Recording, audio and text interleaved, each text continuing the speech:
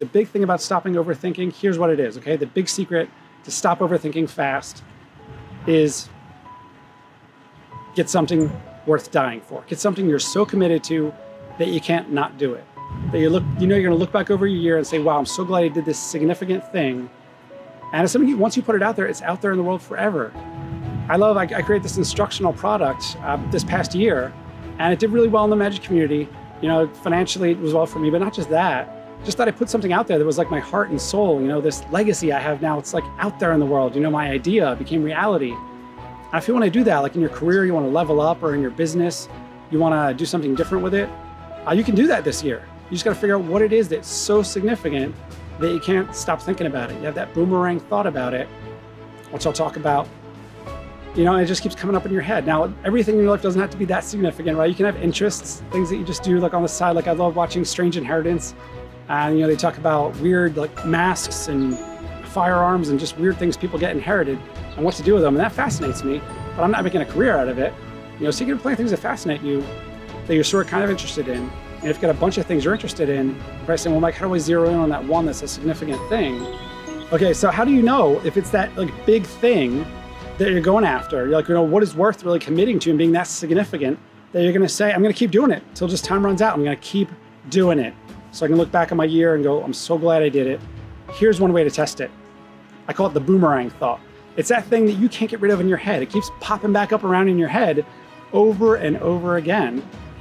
It just keeps coming back up in your head. So think about, you know, what is that thing that I can't get out of my head? And that could be it. You know, it's like this ghost, like Patrick Swayze. Makes me actually want to start doing some pottery. It's that thing that for me, the thing was, the boomerang thought was my magic. I just saw a guy on TV doing magic and I was like, that looks really cool. People were excited about watching it. Maybe I saw it as a way for validation, for attention. And I just started reading magic books, history books about the history of these great magicians and living out this fantasy in my mind, which if you've read my blog or you know anything about my story, I brought into reality. For 11 years I've been performing as a profession, doing magic. But it started out with just this dream when I was 8 years old, thinking about magic.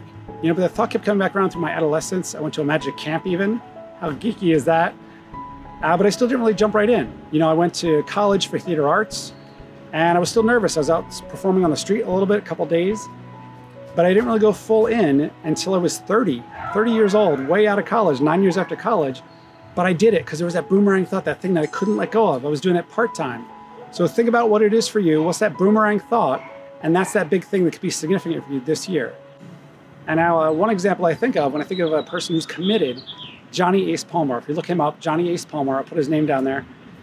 He won the Grand Prix in Magic, which is basically the Olympics of Magic and winning the Oscar all rolled into one. Because the Olympics of Magic, the gold medal is what you win just for winning, you know, a FISM award, a gold medal. So it's called a gold medal. But then the Grand Prix is one person out of all those gold medal winners gets picked as the best act of the convention. And this convention only happens once every 3 years. Best magicians literally from around the world get together. Now, how did Johnny Ace Palmer do this? Was he the most amazing magician in the world that year? Maybe not, but he had such tenacity, such drive, because he said when he competed, he's like, I'm gonna compete, I'm gonna keep competing until I win or until I die.